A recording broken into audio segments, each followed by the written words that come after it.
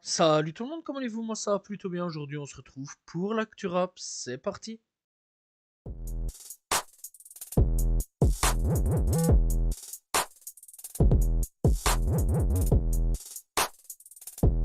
Brulux sort de sa retraite et annonce son retour avec un nouveau titre, le Mauvus. La sortie est donc prévue pour le 18 décembre à 18 h. Donc voilà, le retour de Brulux, savoir un petit peu ce que ça a donné. J'espère un bon son dans l'ensemble et avoir un petit peu ce que va donner le retour de Brulux.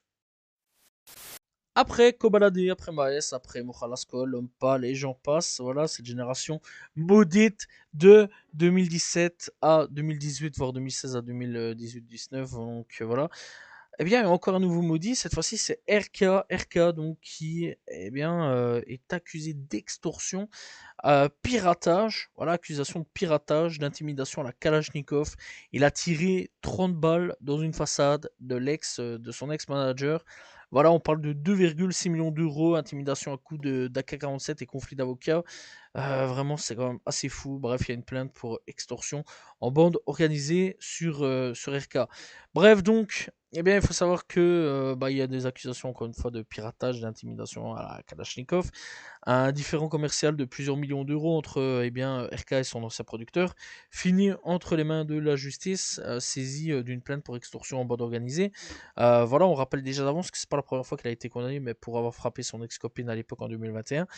Voilà, et donc c'est donc quand même assez fou là-dessus, puisque le gars a été tiré sur la façade déjà d'avance des parents de son ex-manager, c'est quand même assez fou, et sur l'ex-manager, donc le conflit n'a fait que s'envenimer jusqu'au mois de septembre. En plus de ça, le producteur dénonce des menaces téléphoniques répétées, et début octobre, 30 balles d'AK-47 ont été tirées sur le domicile de ses parents à Meaux et celle d'une habitation voisine.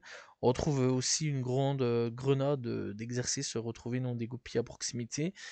Voilà, on parle quand même de grenade, hein, c'est quand même pas n'importe quoi. Ça pète, mais méchant. Donc voilà, c'est quand même assez fou, c'est quand même assez triste, hein. Voilà, on parle d'extorsion, on parle de chic, de tchak, c'est quand même assez fou.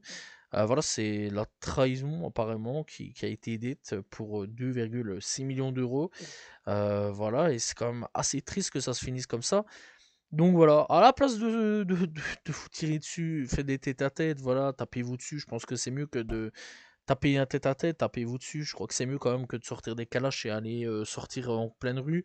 Quitte à même tuer des gens innocents, des parents. En plus, ces parents, ils ont rien à voir là-dedans. Peut-être il y a un gosse là-dedans, il est là-dedans. Ça passe à travers le mur, il l'a dans la tête, il est mort. C'est quand même assez fou, les gars. Voilà, bref, on prenait les rappeurs pour des clowns, mais en fait, finalement, les rappeurs commencent de devenir de plus en plus dangereux. C'est quand même assez triste là-dessus. Le rap, c'est bien, franchement, moi j'aime bien le rap. Mais c'est triste que ça devient aujourd'hui. Ouais, la France, c'est triste que ça devient. Même la Belgique, hein, c'est triste que ça devient.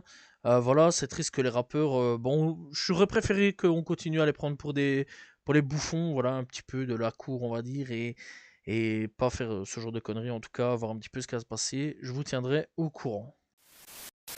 SCH annonce un stade de France pour le 24 avril 2027. Voilà, donc hâte de voir un petit peu ce qu'a donné ce concert au stade de France pour SCH. Voilà, et j'imagine que ça a bien tourné au niveau des hits. Et franchement, de ce qu'on peut entendre, de ce qu'on peut voir, etc., ce serait ses trois premiers projets. Voilà, Sed, Deo Favente et Anarchy. Donc voilà, très très bon projet à ce niveau-là. Franchement, on va pas se mentir. Alors peut-être qu'il y aura des trucs de Julius, etc. J'imagine, mais en tout cas, bon, tout ce qu'on peut voir, entendre, etc. C'est plutôt ces trois premiers projets-là mis en avant. Voilà, donc on va sûrement retrouver Champs-Élysées, obligé, c'est clairement obligé. Donc voilà, et plein d'autres titres. Et hâte de voir un petit peu les invités qu'il va y avoir pour ce Stade de France. Peut-être, qui sait, j'imagine, je rêve peut-être, une réconciliation entre lui et la crime, et que la crime vienne pour chanter Liquide ensemble, ce serait tellement merveilleux, franchement. Ah là là, franchement, s'ils pouvaient vraiment se remettre ensemble, se rabibocher, nous refaire des hits sur hits ensemble, voir un album en commun, peut-être, ce serait vraiment monstrueux. Donc voilà, les gars, la crime SCH, si un jour vous tombez sur cette vidéo, peut-être, on ne sait jamais, s'il vous plaît, par pitié, pour le rap, redevenez copains et refaites des bons sons parce que vraiment Liquid c'était une dinguerie à quel point c'est quelque chose d'incroyable et à quel point même encore aujourd'hui chez moi ça tourne vraiment beaucoup ce son. XV Barbare de retour, voilà, ils annoncent un concert à l'Olympia le 29 mars 2026. Franchement, pour ceux qui connaissent pas les petits, etc., franchement, foncez aller checker parce que ça, c'était quelque chose. C'était vraiment de la trappe de fou à l'époque, voilà. Et très sincèrement, je suis content de revoir XV Barbare. Et j'espère surtout un nouveau projet de leur part. Donc voilà, à de voir un petit peu ce que ça a donné. L'ex de Aya Nakamura, Vladimir Boukdinov, s'en prend à RK. Voilà, donc on ne sait pas pourquoi il s'en prend à lui, alors que le pauvre gars, il a absolument rien fait. Je crois qu'il assume pas, il assume toujours pas que Aya Nakamura passe à autre chose. Voilà, on rappelle donc que ces deux-là, Vladimir et Aya Nakamura, s'étaient foutus sur la gueule. Voilà, ça on tient clairement à le dire. Et donc, ouais, donc du coup, ça a fini entre ces deux-là. Et bref, depuis, eh bien, il y avait des rumeurs comme quoi, très récemment, eh bien, Aya Nakamura et RK étaient ensemble. Ça s'est à peu près officialisé. Et bah, depuis, notre cher Vladi est sorti de sa grotte et est retourné attaquer Aya Nakamura et RK. Voilà, je crois que le mec est complètement fou et il serait peut-être temps d'aller se soigner pour lui.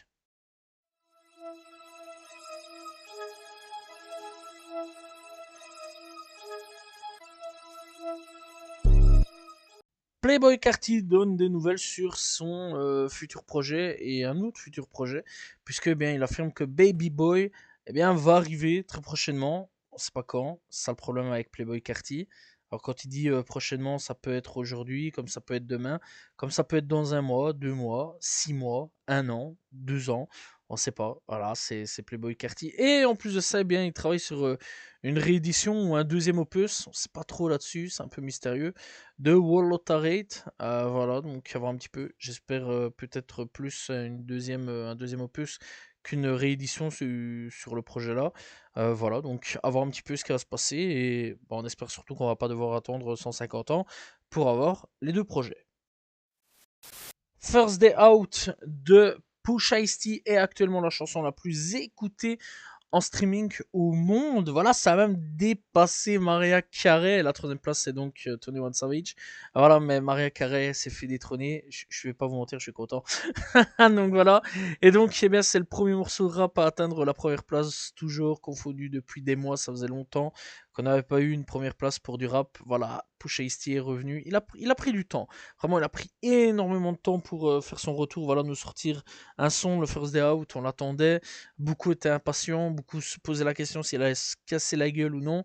Et non, non, non, non, non, non, non. Le son est excellent. Voilà, ça dure un peu plus de 6 minutes. Voilà, là-dessus. Bon, franchement, ouais, c'est un excellent son. Il est revenu pour écraser la concurrence. J'ai vraiment hâte d'écouter son prochain album. Voilà, et j'espère vraiment qu'il va plus faire de conneries, qu'il va plus aller en prison parce que c'est vraiment un gars hyper solide.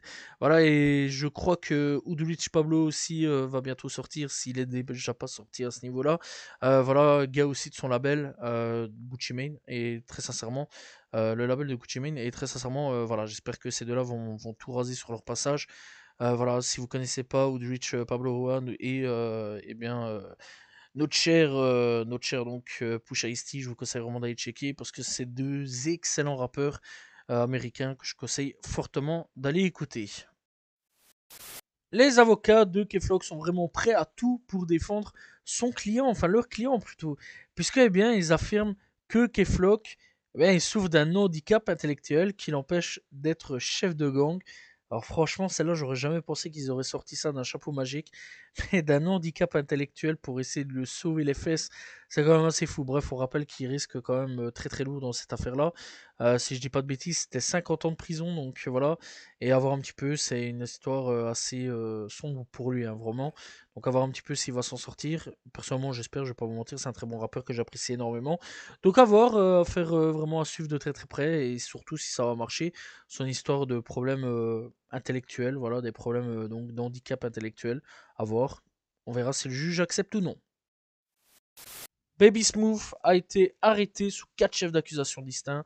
Donc la première c'est substance contrôlée, la deuxième c'est feuille verte, puis après donc la troisième c'est médicaments sous ordonnance et la quatrième port d'armes dissimulé. Voilà, alors on sait pas trop ce qu'il va avoir. J'espère que Baby va savoir sortir assez vite de tout ça, donc voilà, à voir un petit peu par la suite ce qui va se passer. 36 Mafia a réglé un procès en matière des droits d'auteur de 6,4 millions de dollars avec Suicide Boys, voilà donc qui remonte à 5 ans cette affaire-là. Paul et G ont initialement poursuivi Scream et Ruby en septembre 2020 et les ont accusés d'avoir illégalement samplé 35 sons de 36 Mafia. Voilà, on rappelle quand même que Suicide Boys sont hyper fans, mais même trop fans à abuser à la limite de 36 Mafia. Dommage, franchement, que la 36 ait porté plainte contre Suicide Boy. Franchement, j'aurais bien kiffé à la place qu'ils fassent des feats ensemble, voire même un projet en commun ensemble. Je suis sûr et certain que ça aurait fait vraiment bouger les têtes entre les anciens et la nouvelle génération. Ça aurait pu donner vraiment un truc de fou. À la place de porter plainte, franchement, je pense que beaucoup de gens auraient bien voulu avoir un truc ensemble avec 36 et Suicide Boys. Donc voilà, et bon, à la place, bah, ça se règle au tribunal.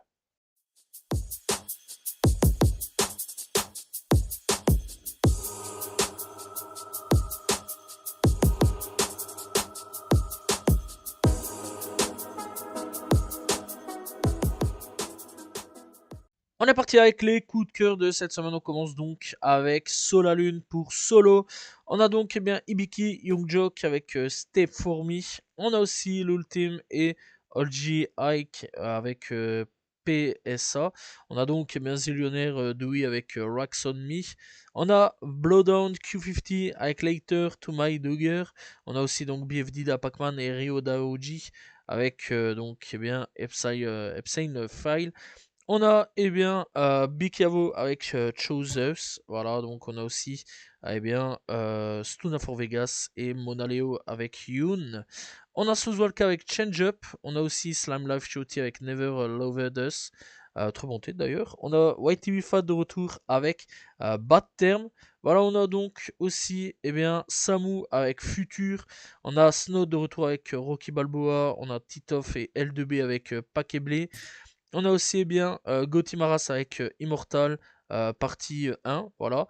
On a donc bien aussi Codes avec Tarantino qui est de retour. Voilà, c'était donc les coups de cœur de cette semaine.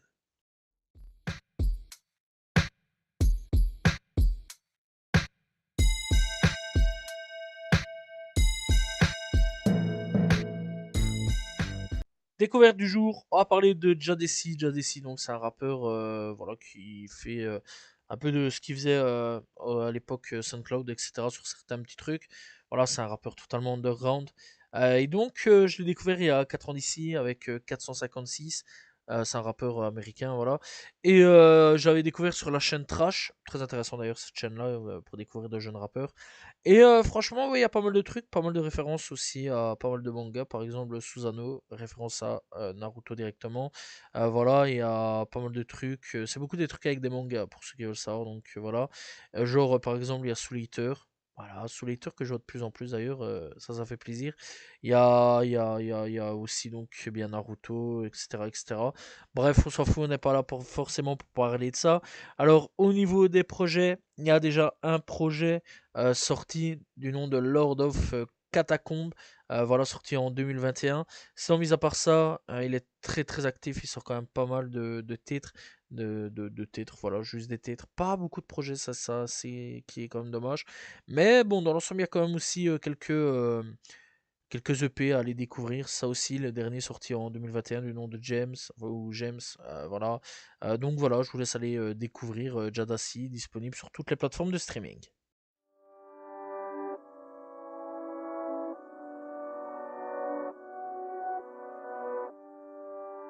On est parti avec les albums sortis cette semaine. On commence donc avec Jossman avec Dom Pérignon, Crying. On a donc Astronaute avec Satan is Cold de Résurgence. On a Xema avec Xelcom. On a Tovarich avec Baba Yaga 2. On a Ater avec avant seulement partie 2. Eustin de retour avec Précipice. On a donc aussi Bende avec 20. Biluki avec 14 Cara. On a donc CF Beats avec Discipline. Gotimaras avec Immortal partie 1. GS avec écouteurs filière. On a aussi Intouchable de retour avec les bars sur l'été. On a donc Loud avec 12 sur 12. On a Masenko avec Masenko et ses ennemis, excusez-moi. On a donc RSKO avec Jeune Prince par 2, CK avec Jeune Deluxe, Sifax de retour avec Strada. On a aussi Skefrey avec Capitalisme 2, TW avec Souvenir, D2L avec Vide en Flure. On a donc H-Trip avec La Brute 1.5. On a donc Djibril avec au bout du tunnel.